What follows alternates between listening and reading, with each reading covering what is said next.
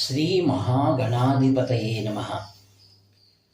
దేవుని స్వరము ప్రవచించిన వారు శ్రీ కాంచి కామకోటి పరమాచార్య శ్రీ శ్రీ శ్రీ చంద్రశేఖరేంద్ర సరస్వతి మహాస్వాముల వారు. విషయము సాకారం నిరాకారం. కంటితో పువ్వును వాసన చూడలేము, ముక్కు మాత్రమే దాని వాసనను అందుకోగలదు. కలకండ తీయదనాన్ని ముక్కు రుచి చూడలేదు, నాలుక మాత్రమే రుచి తెలుసుకోగలదు. సంగీతాన్ని నాలుక వినలేదు, చెవులు మాత్రమే ఆ పనిని చేయగలవు. స్పర్శ జ్ఞానం కలిగిన చర్మం ద్వారానే వేడి చలి అనేది తెలుస్తుంది.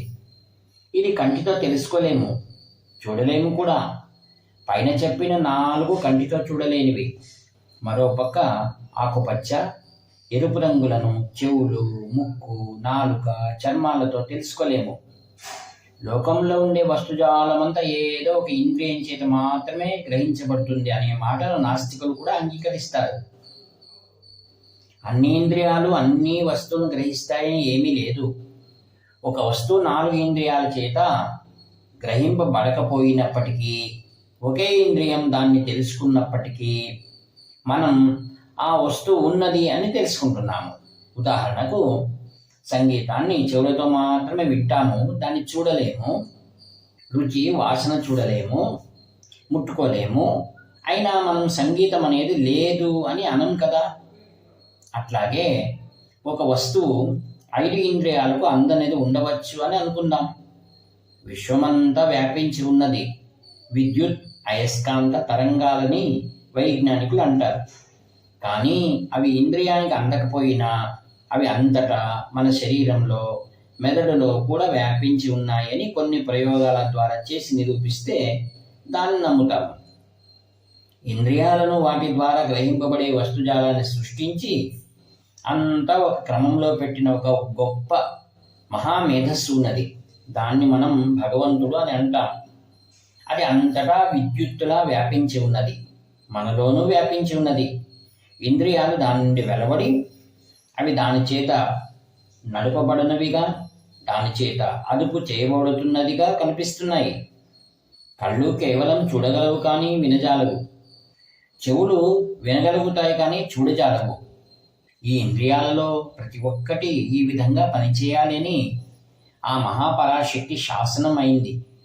ఈ రీతిగా ఆ ఇంద్రియాలు ఆ మహాశక్తి నియంత్రణలో ఉన్న పరిస్థితుల్లో ఆ మహాశక్తి వీటికి అధీనమై ఎట్లా ఉంటుంది ప్రశ్న. అందువల్లే మనం ఏ జ్ఞానేంద్రియాల చేత భగవంతుని తెలుసుకోజాలము. దీన్ని ఆధారంగా చేసుకుని కొందరు దేవుడు లేడని అంటారు. భగవంతుడు పరమశక్తిమంతుడు మాత్రమే కాదు, ఆయన పరమదయాశీలుడు కూడా. అందువల్లే అతడు అన్నింటికీ అతీతమై ఉన్నవాడు. తన భక్తులు వారి జ్ఞానేంద్రియాల చేత చూసి, మాట్లాడి, అనుభూతి చెందటం మొదలైన వాటి చేత తనను ఆనందించాలి అని ఆయన వివిధ రకాల రూపాలను ధరిస్తాడు. దేవుడు లేడని వాదించే వారికి తన ఉనికిని నిరూపించటానికి రూపాన్ని ధరించి ప్రకటించుకోడు. ఆయన్ను చూడాలని ఆరాటపడే వారికి భగవంతుడు ఉన్నాడు, మనం ఆయన్ను అనుభవపూర్వకంగా తెలుసుకోవాలి అని నమ్మే వారికి మాత్రమే ఆయన ఆకారాన్ని ధరించి వచ్చి కనిపిస్తాడు. రూపం లేని వాడైనా రూపాన్ని ధరిస్తాడు. విద్యుత్ శక్తి ఒక వాహక గుణం ఉన్న తీగలో ఉన్నప్పుడు అదృశ్యంగా రూపం లేకుండా ఉంటుంది. కానీ అదే తీగను సన్నని పోగు కలిగిన ఒక వెలుగు బుగ్గ అనగా బల్బుకు జోడించినప్పుడు మీటర్ నొక్కితే నిరాకారమైన విద్యుత్తు ఉజ్వలమైన కాంతి రూపాన్ని ధరిస్తుంది. భక్తుల మనస్సులలో ఆ సున్నితమైన తీగ ఉంటే శ్రద్ధ అనే మీటర్ నొక్కితే నిరాకారుడైన అదృశ్యుడైన భగవంతుడు దివ్యమంగళ జ్యోతిగా కనిపిస్తాడు. సముద్ర జలం సూర్యుని వెలుగుకు ఆవిరైనప్పుడు అదే ఆకారరహితంగా అదృశ్యంగా అవుతుంది. అదే చల్లబడి మబ్బు రూపంగా అయినప్పుడు వానగా దాన్ని చూస్తాం. అది ఇంకా చల్లబడి మంచుగా అవుతుంది. మన హృదయం ఎంతగా చల్లబడి ఈశ్వరుని గురించి ధ్యానిస్తుందో అంతమేర ఆ రూపురహిత మూల సూత్రం తనను తాను ఒక ఆకృతితో ప్రకటించుకుంటుంది. ఇతర కోరికలన్నిటినీ విడిచిపెట్టి మనం ఆయన భక్తిలో మునిగితే పగలు రాత్రి భగవంతుని ప్రాప్తికై వేడుకుంటే కనిపించని ఆ పరమ పురుషుని దర్శించగలుగుతాము. ఫలానా ఆయన జ్ఞాని అయితే లేదా మహాభక్తుడైతే లోకంలో మనుషులకు ఏం లాభం జరుగుతుంది అని అడిగేవారు ఉన్నారు. భగవంతుని దర్శనాన్ని పొంది అనుభూతి చెందిన వ్యక్తిని చూసినప్పుడు జనులకు వారి బాధను నశించి ఉపశమనాన్ని పొంది శాంతిని పొందుతారు.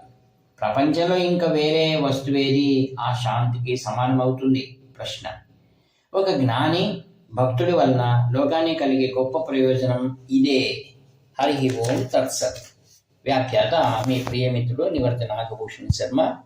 హర హర శంకర, జై జయ శంకర. 7483229249